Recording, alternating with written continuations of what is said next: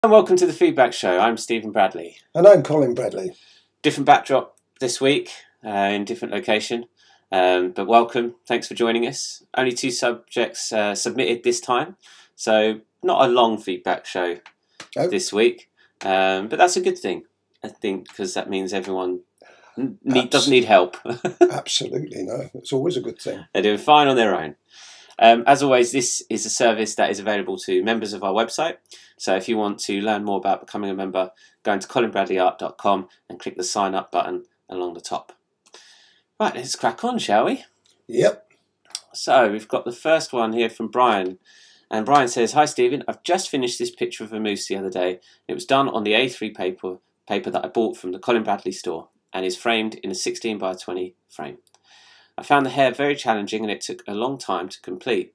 Also, I'm wondering if I got the values right, as my picture is much lighter than the original, even though the moose is in bright sunlight and is shown by, as is shown by one of his antlers. I got my reference picture from Pixabay, the free picture website, and it actually wasn't as dark as this. My printer seems to have darkened it. I'm very pleased with my results, but it'd be awesome to get a professional opinion. Sincerely, Brian." Well, first of all, folks, I've got to apologise. I've got a throat sweet in my mouth. It's just my throat, every now and again, especially because I've just finished talking on the video, starts to dry up. It happens when you get older. So you'd have to forgive me every now and again if I sound as though I've got a sweet mouth, which I have. It's because you're... Yeah. Now, as far as the picture is concerned, well, we are all at the mercy, unfortunately, of photographs that have been taken. And what I do is when I've got a picture of this kind and I think, well, I can't really see the colours that well, you can possibly, on your computer, you can lighten the picture. I do, very often. I mean, you're not using that picture, so it doesn't matter how light you can make it, because what you've got then is all the reference. Because down that right side of the face and the neck, it's very, very indistinct. You can't see it very well. And this is mainly because it's in bright sunlight, and sunlight plays havoc with photography. I usually say to everybody, if you're having pictures of your pets, take them in on a dull day rather than a bright sunny day, because you'll always get that kind of contrast. And get shadow. And the other thing you can do is go on the internet and get lots of different references. This is another tip. This is what I do. And you can then have an overall picture of what a moose colour is. As far as your colour is concerned, I think you've done pretty well considering that situation. The only thing I would also bring up here is the background could have been a little bit more muted. It tends to be a little bit detailed, as does the foreground. Now, there's nothing wrong with artistic license, which is what you've done there. Nothing wrong at all. But I think it would have been better, really, had you not had that, say, that path at the back there, if you had made it all in similar tones, slightly out of focus, because it takes it away from the reference picture. Anyway, coming to the colours, I think your colours are a little bit washed out, which is what you're saying. I think you could have done with a little bit more brown, a little bit more of the grey browns that you have there. That's what I would have done. You can see the antler, certainly on the left on the picture, is really bright. And that's the same colour as the antler on the other side. But it doesn't look it there, does it? Simply because it's been bleached out by the sun. Now, you've done quite a good job of it, but it probably would have been better had you sort of balanced that up just a little better, so you haven't got the chalk and cheese situation that you have there. So wouldn't finding another reference picture of antlers and things like that given Brian maybe something more to work with on that washed out? Yeah, another thing you can do too, when you're choosing your colours, which I always do, or choose as many as I can. Sometimes you have to add a few, and sometimes you don't use them all. But then you can look at a general view of moose and say, well, he's generally, on a general basis, grey and brown, so therefore I've got to have greys and I've got to have browns. And you can make it more uniform. Now, I think mousse are like that. So you've got the grey on the back and you've got the darker colour, which is a grey-brown on the haunch and the head and face. You've also got the different tones because the light's hitting the sort of the fur hair there, and it's different here. So you've got a real dramatic kind of dark and light tones there to try and play with. Absolutely, yeah. Not easy, folks. You know, when you're always faced with these situations, and this, as an artist, you've got to use your own experience. Now, I don't know how much experience Brian's had, but as you get better, as you get more experience, these are the sort of things you'll automatically do. You choose your background, you choose your mousse, and don't be frightened to change things.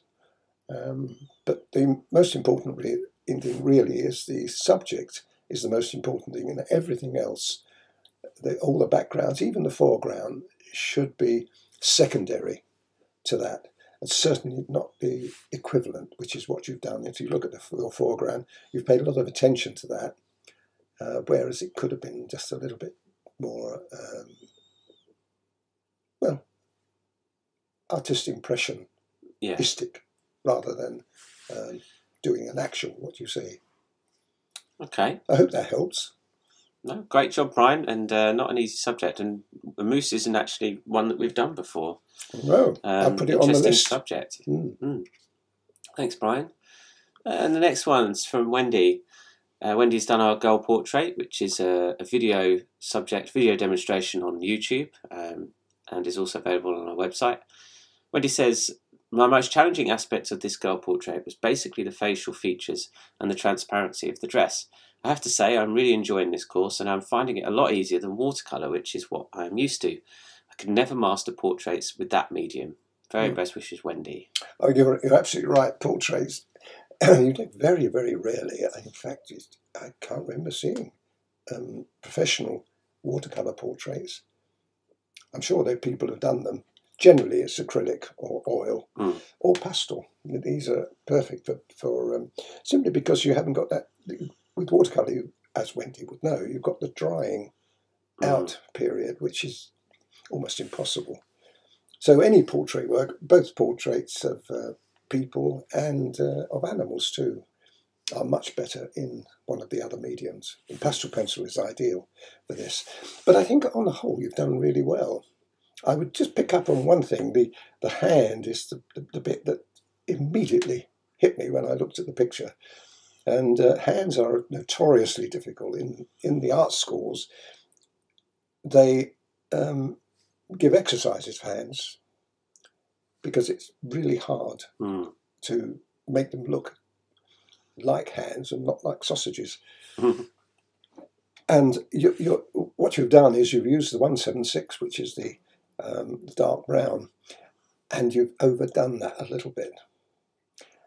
So the outlines of the fingers. Yes. I mean, I don't like doing outlines, as you know, generally, but in this situation, we didn't have any choice. I was choosing a picture basically as a starter picture for people. And it's very hard to get a portrait for a starter because what you're getting basically is you're getting what should be an intermediate or advanced picture, and you're trying to turn it into a beginner's picture.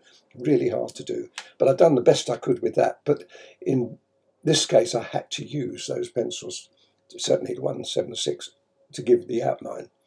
The way to get over that is to make sure that the base colour is secure. You know, I can't remember what it was now, 187, something like that. I think I was using 187 there.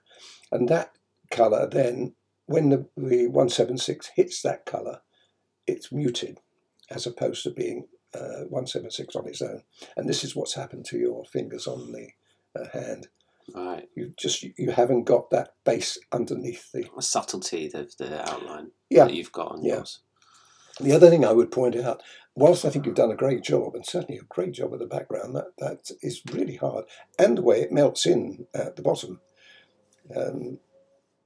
I thought people would have more problems than they had with this. I've seen this a lot, this picture, lots of students' pictures of this. And this is one of the best that I've seen, I've got to say. And although Wendy has said she's very pleased with it and she's enjoyed it, and I'm sure she has, she would look at those things and, oh, well, this is wrong, that's wrong. Don't be too hard on yourself. Portraits are hard. But I think you've done really well. The only thing I would probably say is it looked to me a little bit hurried, because as though you haven't spent long enough on it. Mm. And it may be because you come from watercolour. Watercolour won't allow you the time. You've just got to get it done. So you have to hurry. Well, with pastel, you don't have to do that. You can go off, have a cup of tea, come back, just put your pencil down. I've had enough for the moment. And then come back and pick up where you left off. Mm. Gives you a fresh set of eyes on it, doesn't it? Fresh set of eyes, yeah. Yeah. Lovely. Oh, well done, Wendy. Good job. Good job. And thanks, Brian. Thanks, Wendy, for your submissions this week. We'll be back maybe in a couple of weeks' time, depending on how many submissions we get through. And we'll be here with another feedback show for you. So thanks, everyone, for watching. I'm Stephen Bradley. And I'm Colin Bradley. Bye for now. Bye.